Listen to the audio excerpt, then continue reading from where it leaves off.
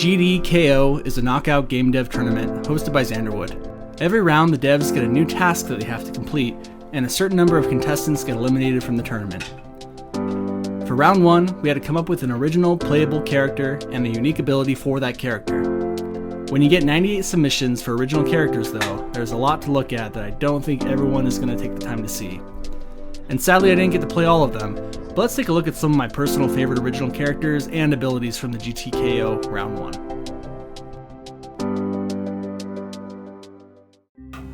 Bullet time. Here you shoot in the direction you face, and that propels you in the opposite direction. I'm not quite sure if this is going to be an action game or a puzzle game, but I'm all on board for whatever.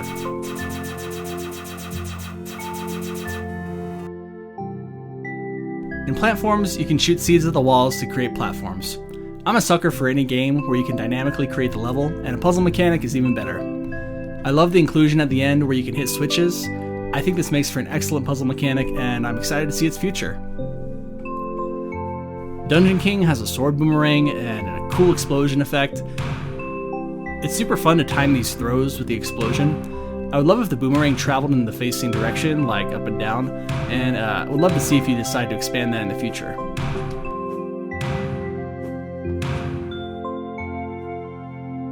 (2D to top-down player). At first it was a bit disorienting trying to figure out how the terrains matched up with both perspectives, but I think there's a lot of potential here. Switching between 2D and top-down could lead to some really interesting puzzles and clever level design.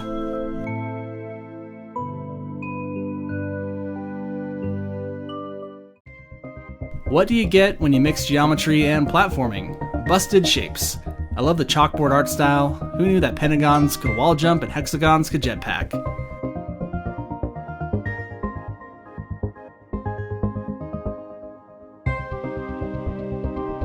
In Spirit Void, you're a ghostly fox or fish or bird creature that can melt into the floor and walls and jump out to reach new areas. The art style here is fantastic and the ability is really cool and unique. I love that you can climb up the walls using it.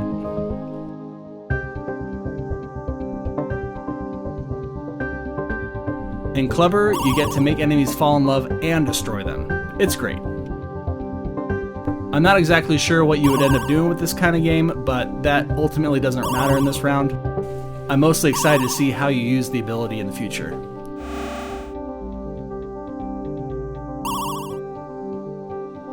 Dash and Dart is a platformer where you shoot darts in the wall, and if you're high enough, you can slam down and shoot off into the sky.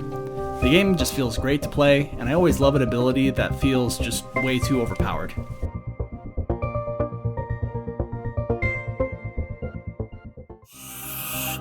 This game doesn't really have a name yet, but you either roll around with an inflated body or fly in the air with an inflated head. It reminds me of the early days of 3D platforms when devs threw any idea at the wall hoping it would stick. I think this would have fit in perfectly in that 3D era, and it almost gives me a bit of nostalgia. Poke Boy sees you poking things and dropping landmines. I don't know why these abilities were paired together, but I'm very glad that they are.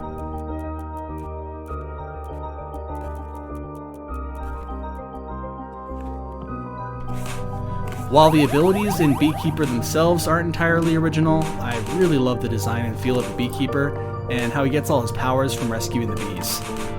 I think there's a really cool backstory to be told for this guy, and I'd love to hear it.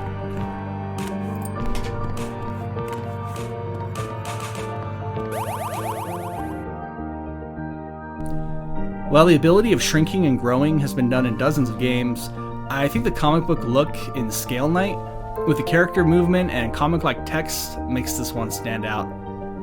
It's pretty neat how you can slam down on boxes when you're big and destroy them, but when you're small, nothing really happens.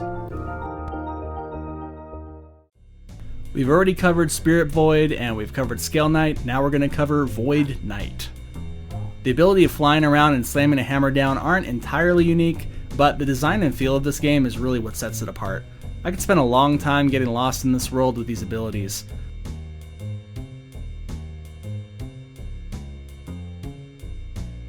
I'm not quite sure what prehensile means, but prehensile hair reminds me a lot of that Junji Ito comic, Uzumaki, with the lady whose hair comes alive. It's giving me nightmares just looking at it, but a very cool and unique ability. It is a little bit terrifying to play around in though. This one really has it all. A unique look, a special ability used in multiple ways, unique enemies. It really could make for a great game. The lasso works a bit like Mario's cap in Mario Odyssey, but just different enough to make it really stand out. It also works as a grapple, and the bowl can charge to get through blocks. There's some really fun gameplay puzzles here. I think it's definitely worth checking out. Just Smile has the potential to be incredibly deep and meaningful. Your sadness kills the things around you and you have to smile to hold it in. It makes me sad just thinking about it. I want to give him a hug and maybe make his game a little easier.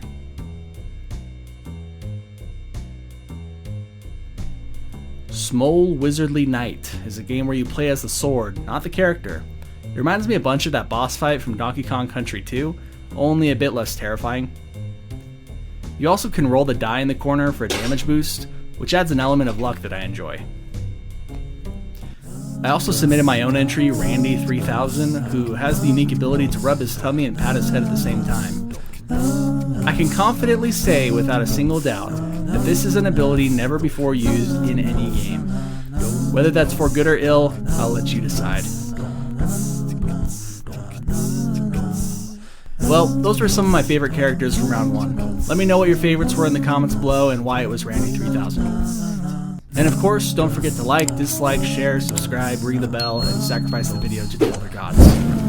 And hopefully I'll see you in round 2 of GDKO.